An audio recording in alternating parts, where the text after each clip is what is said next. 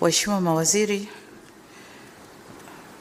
Dr. Moses Kusiluka, Katibu Mkuu Kiongozi, makatibu wakuu, mwenyekiti wa Tume ya Maadili ya Viongozi wa Umma, viongozi wengine mliopo, wageni waalikwa, mabibi na mabwana, Jamhuri ya Muungano wa Tanzania. Baada ya shukrani kubwa kwa Mungu, nitumie fursa hii kuwapongeza viongozi wote mlio hapa leo. Langu kwenu ni kwenda kuviishi viapo mlivyo hapa leo, na kwa kiapo cha maadili najua jaji huwa anatoa kopi baada ya zile mbili mlizo saini, moja na kurudishia. Hiyo ni reference yako ya kuiangalia kila baada ya muda. Hata mimi hapa ninayo ya kwangu, nakaa kipindi kisha naichukua na itizama, najiwekea tiki, wapi niko sawa, wapi nalegea, wapi hivyo. Kwa ndio maana ya kiapo hiki na kupewa kopi. Lakini niwaombe pia ndugu zangu mlio hapa leo, kiapo kile kikubwa na kile cha maadili, mkashirikiane na mtakao wakuta kule mnakokwenda, fanya kazi kwa mashirikiano. Lakini na wale mtakao kutwa, mawaziri wako hapa na makatibu wakuu, mmekuja kupokea watu wapya, mkawape ushirikiano na muelekeze ipasavyo wapya wanaokuja. Kwa upande wa maelekezo mahsusi, Dr. Nagu, hongera. Tumekuweka nafasi hii. Katu, ni majukumu makubwa kuliko uliokuwa nayo. Najua ulikuwa na majukumu makubwa, lakini haya ni makubwa zaidi. Kwa hiyo nadhani kwa kipindi kichache nilichokuweka nje kidogo ya majukumu, ingawa ulikuwa unaendelea na majukumu yako ya kawaida, utakuwa umesoma somo na kwamba utakwenda kutekeleza vyema majukumu yako hapa kama kiapo ulichokula hapa. Nikwambie tu kwamba unakwenda kuwa naibu katibu mkuu ndani ya TAMISEMI masuala ya afya. Ni Tanzania nzima ndani ya tawala za mikoa na serikali za mitaa. Kama unavyojua kuna ongezeko kubwa sana toka mwaka 2020 hadi leo. Ongezeko kubwa la zahanati, ongezeko kubwa la vituo vya afya kwenye makata, hospitali za wilaya na zile hospitali kubwa za mikoa na za rufaa, sio za kwako, na za mikoa, lakini huku chini kwenye maeneo yako kuna ongezeko kubwa. Lakini pia serikali imefanya kazi kubwa kupeleka vifaa tiba, vitendanishi, wataalamu na mambo kama hayo, na tunaendelea kupeleka. Tunajua bado kuna changamoto, lakini tunakutaka ukayasimamie vyema. Tunaendelea na shughuli za ukarabati wa hospitali kongwe za zamani, ambazo nazo tunataka zifanane na wenziwe ambao tumewajenga hivi karibuni na kuzipatia vifaa, na vyenyewe hizo kongwe tunataka kuzileta katika kiwango hicho hicho. Lengo letu ni kuhakikisha kwamba afya ya msingi inaboreshwa na tunasogeza huduma karibu zaidi na wananchi.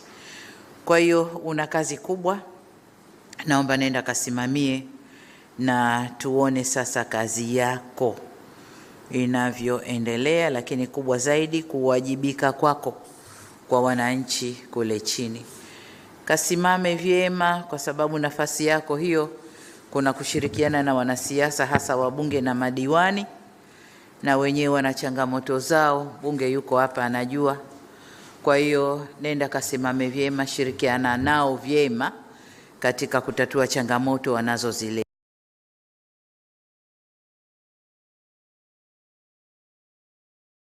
Linalowezekana ambaye tunaweza tutafanya, nenda kaone, kawatembelee. Lisilowezekana wape sababu ya maana kwa nini hilo haliwezekani.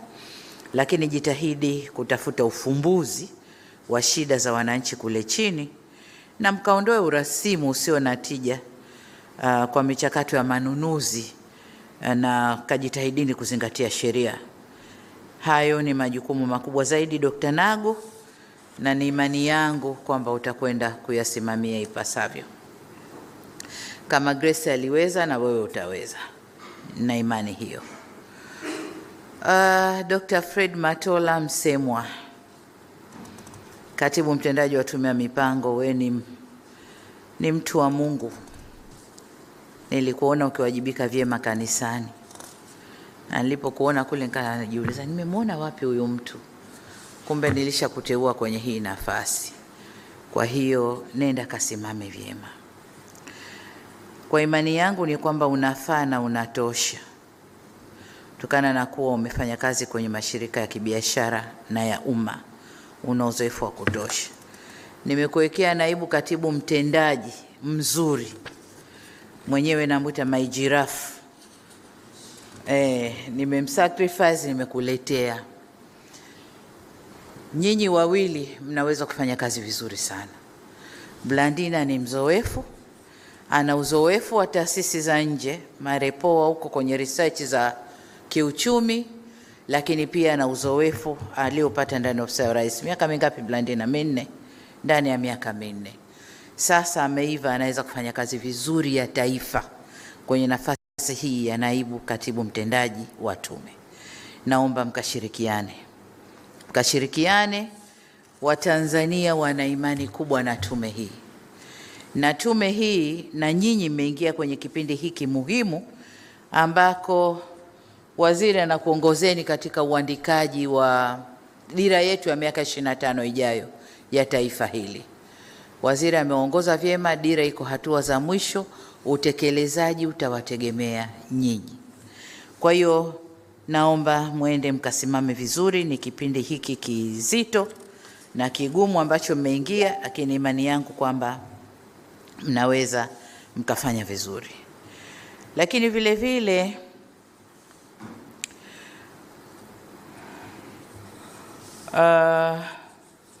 kuna miradi mikubwa ya kitaifa ambayo inataka coordination ya tume, lakini uratibu wa miradi kwa ujumla ndani ya taifa letu ni kazi yenu, Tume ya Mipango, na ndio maana imeitwa Tume ya Mipango. Kwa hiyo ndani ya wizara yenu kuna mipango na uwekezaji. Uwekezaji watakuwa wanapokea miradi mbalimbali, lakini nyinyi tume kazi yenu kuratibu na kuhakikisha kila mradi unaokuja kitaifa umekaa pale pake, unatekelezwa ulivyo au vilivyo kama tulivyokubaliana kwenye mikataba yetu na huo mradi. Lakini jingine ni kwamba tunataka tuhakikishe mipango na miradi mbalimbali ya kisekta inafungamanishwa na malengo ya kitaifa. Kwa hiyo sio tu dumping ya miradi, lakini ile miradi ifungamanishwe na malengo ya kitaifa. Kwa hiyo niwaombe sana mkakae vizuri huko, mkashirikiane na wizara, lakini nyinyi tume ndio tunasema nini, sukani, ndio mnyororo utakaoendesha wizara. Mnyororo wenu ukitoka meno, wizara haitakwenda vizuri. Kwa niwaombe sana sana sana mkashirikiane katika kufanya hiyo kazi. Swala jingine kwa upande wa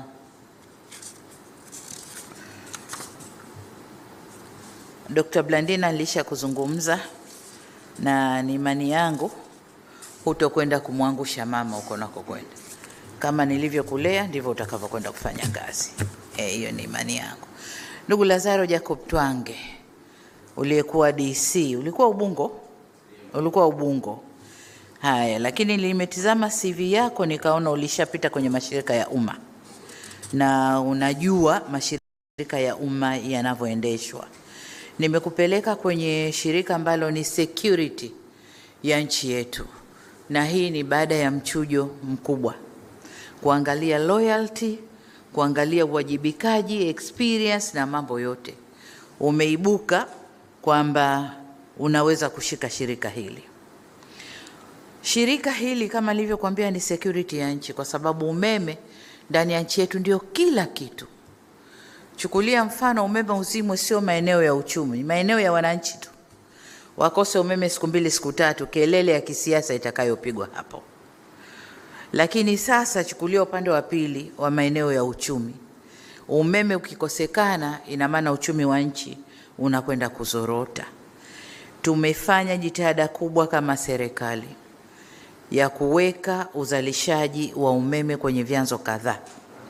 Tuna chanzo kikubwa Julius Nyerere Hydropower, na ile ndiyo roho yetu kama nchi. Pamoja na kwamba 60% so far tuseme imeshuka sasa baada ya Julius Nyerere kuzalisha, lakini huko nyuma ilikuwa 60%, sasa tuseme labda 40% ya umeme wote wa nchi hii unatokana na gesi. Kwa hiyo 60% utatokana sasa na vyanzo vingine baada ya Julius Nyerere kuanza kazi. Ni kuombe sana, tuna umeme wa kutosha. Chalinze pale tunaingiza umeme wa kutosha. Tatizo tulilonalo ni transmission, kwenda kupeleka kaskazini na huko wanaita nini, sijui nyanda za juu kusini, sijui magharibi ya nchi. Miradi hiyo ipo, lakini kukuwa na kusuasua kukubwa kwa kuanzwa kwa miradi hiyo. Kaangalie na uhakikishe transmission inafanyika, kupeleka umeme kutoka kwenye grid sehemu hizo. Kuna vyanzo vidogo vidogo vinavyotoa umeme maeneo kadhaa ya Tanzania, na yenyewe ukayatupie jicho vizuri. TANESCO kama nilivyosema ni security ya nchi yetu, na umeme ndio security ya nchi yetu. Lakini tuna ongezeko la uwekezaji ndani ya nchi. Wote hawa viwanda vinataka umeme, na si tu kupata umeme lakini reliable. Wahakikishe saa zote umeme upo, wanazalisha wanavyotaka, kiwango wanachokitaka, ili waweze kufanya uzalishaji na waweze kukuza uchumi wetu. Kwa hiyo una kazi kubwa ndugu yangu, lakini tunapokwenda mbele tunaangalia renewable sources of energy. Ni kazi ya wizara kisera, lakini ni kazi yako katika utekelezaji. Kwa hiyo other renewable sources of energy, mara nyingi sijui tunaita nishati jadidifu, tunashughulika na sola, jua, upepo na mambo mengine. Lakini ndani ya nchi yetu Mungu ametubariki uranium.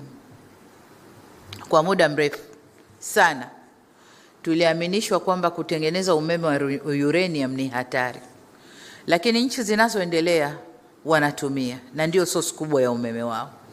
Sisi tuna raw material hapa ndani, wanatuambia hatari, ili wachote wapeleke kwao wakatengeneze umeme kwao.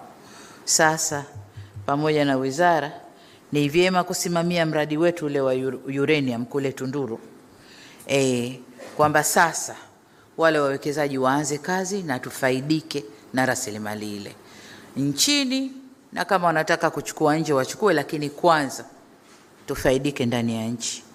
Tunategemea kuna matani mengi tu, estimates za sasa hivi kama tani 58,500 za uranium zimelala pale.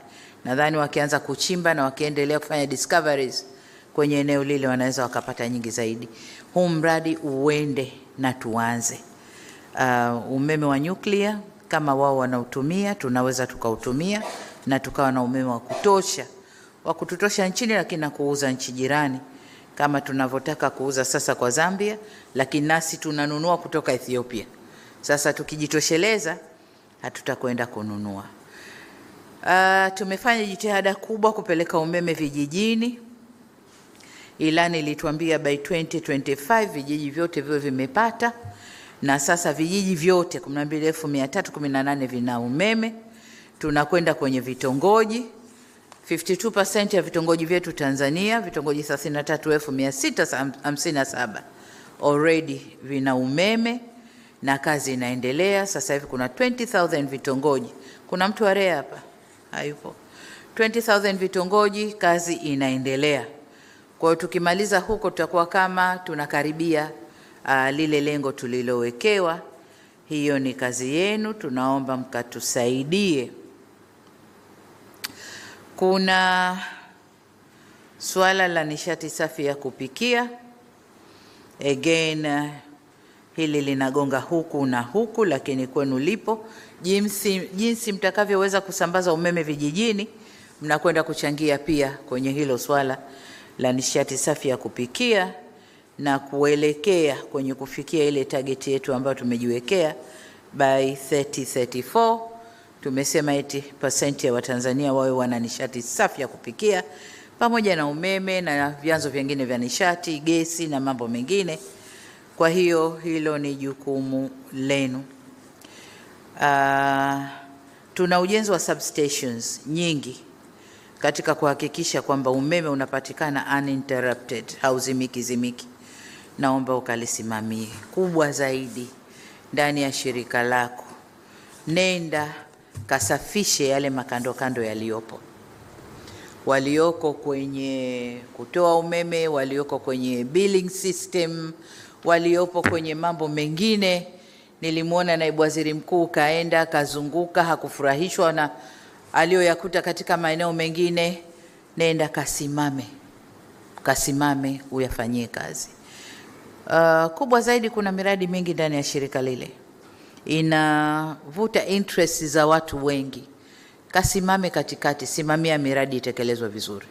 Achana na interest za watu, simamia sheria, sera zako za shirika na miradi ilete faida kwa wananchi. Hilo ndio kubwa nalo litegemea kutoka kwako. Kwa upande wa Jaji Mgeta, Susan Mlawi hayupo. Lakini Jaji Mgeta upo, umeapa kuingia kwenye tume ya maadili. Huko nako kuna kazi na mkubwa wako yuko hapa. Kuna kazi, sisi viongozi ni wanadamu. Ni watu na wanadamu. Tuna miko tumewekewa. Ukitufanyia assessment leo, unaweza ukatukuta only 30% tunafuata kweli hiyo miko ya uongozi. Sasa mna kazi ya kutulea huko na kuangalia ujazaji tu form na kukuleteeni, ile tunafanya sana, lakini matendo mengine yetu binafsi huko ni mambo mengine. Kwa hiyo naomba mkasimamie maadili kwenye utumishi wa umma. Tumeharibika leo hii. Mtumishi wa umma anakosa uzalendo, anakosa tuseme nini sijui, ile moyo, na kwamba mtumishi wa umma anathubutu kuchukua siri kwenye mafaili, akapiga picha kwenye simu yake na akasambaza kwenye, akijua kwamba anamkomoa rais, akijua kwamba sijui anamkomoa nani inline, lakini kumbe ni yeye amekosa maadili, ni yeye hawajibiki kwa taifa lake, uzalendo kwa taifa lake hakuna. Kwa hiyo hayo ni mambo ambayo yapo. Hilo ni moja, lakini kuna mengi ndani ya utumishi wa umma. Katusaidieni, kwa sababu utumishi wa umma ndio engine ya uendeshaji wa nchi hii. Kwa hiyo katusaidieni viongozi kuwa na nini. Lakini kuna mradi ambao mmeuanzisha nami umenifurahisha, wa kuanza kuwajenga watoto huku na maadili ya umma, whether kupitia mashuleni au wapi. Lakini nimesoma somewhere kwamba tume sasa inataka kuanza kujenga maadili kwa vijana, aidha walioko universities au sekondari, lakini wakuwe na yale maadili. Itatusaidia sana, sababu Waarabu wanasema nakshi. Unajua nakshi, ile michoro, ile mapambo unayoyachora kwenye jabali yanakaa zaidi, lakini ukiyachora kwenye mchanga, upepo ukipita Sasa watoto ni majabali yetu, yanakuja. Kwa hiyo mkijenga akili zile, mkizianza sasa hivi, zitakaa vizuri kuliko sisi wakubwa. Jitu lishapotoka huko nje, unaliteua, unaliweka, linakwenda na imani yake ile. Nikifika watanijua, baada ya miaka miwili mimi nataka niwe somebody, nionekane, badala ya kutumikia nchi anajitumikia mwenyewe. Kwa hiyo nendeni katukumbusheni maadili yetu yakoje. Basi nihitimishe kwa kuwataka wateule wote mkafanye kazi kuendana na viapo vyenu mlivyo hapa leo, mkawatumikie Watanzania kwa uadilifu na kwa uwezo wenu wote. Taifa hili ni letu, wawajibikaji wa kulijenga taifa hili ni sisi. Mlio hapa, tuliopo na waliopo ni sisi na hakuna mwingine.